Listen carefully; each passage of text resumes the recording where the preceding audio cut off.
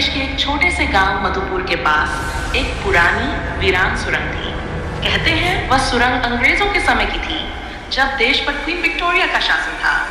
उस सुरंग के बारे में अजीब कहानियां मशहूर थीं। जो भी रात में वहां गया वह कभी वापस नहीं लौटा, या अगर लौटा तो पागल हो चुका था। पहली रात गांव में रहने वाला 9 साल का लड़का आरव इन बातों पर विश्वास नहीं करता था।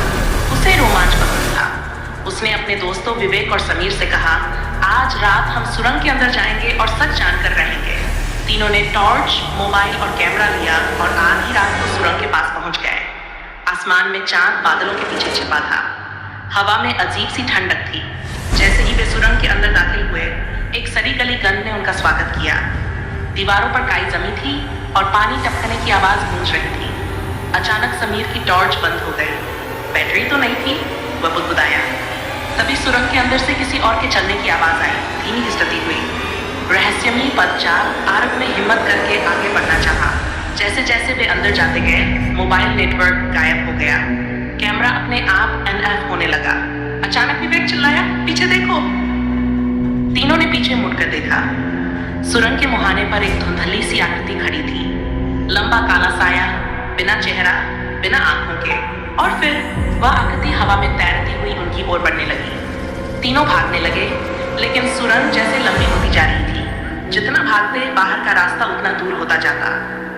खून के निशान भागते भागते वे एक पुराने कमरे में पहुंच गए, जो सुरंग के बीचों बीच था।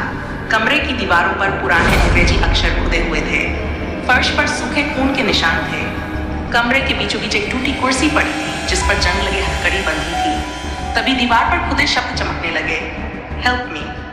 अचानक कमरे का दरवाजा अपने आप बंद हो गया।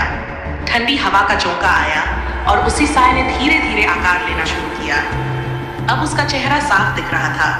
आंखों की जगह खाली गड्ढे, मुंह से काला धुआं निकलता हुआ। वह आवाज आई, तुमने मुझे जगाया है, अब तुम यहीं रहोगे। अंतिम सच आरव ने हिम्मत जुटाकर पूछा, तुम कौन हो? साया बोला, मैं कैप्टन एडवर्ड हूँ। मुझे मेरे ही लोगों ने धोखा देकर इस सुरंग में बंद कर दिया था। मैं तब तक मुक्त नहीं हो सकता जब तक कोई मेरी जगह न ले। इतना कहते ही सुरंग की दीवारें हिलने लगीं। समीर बेहोश हो गया। विवेक रोने लगा। आरव ने अपनी जेब से हनुमान चालीसा की छोटी किताब निकाली, जो उसकी माँ ने दी थी। वह जोर जोर से पढ़ने लगा। अचानक सुरंग में तेज रोशनी फैल गई। साया दर्द से चिल्लाने लगा और धीरे धीरे धुएं में बदलकर गायब हो गया। दरवाजा खुल गया। तीनों भागते हुए बाहर निकले। अगली सुबह सुबह गांव वालों ने देखा, सुरंग का मुहाना पूरी तरह ढह चुका था। अंदर जाने का रास्ता हमेशा के लिए बंद हो चुका था। लेकिन जब आरव ने अपना मोबाइल चेक किया तो उस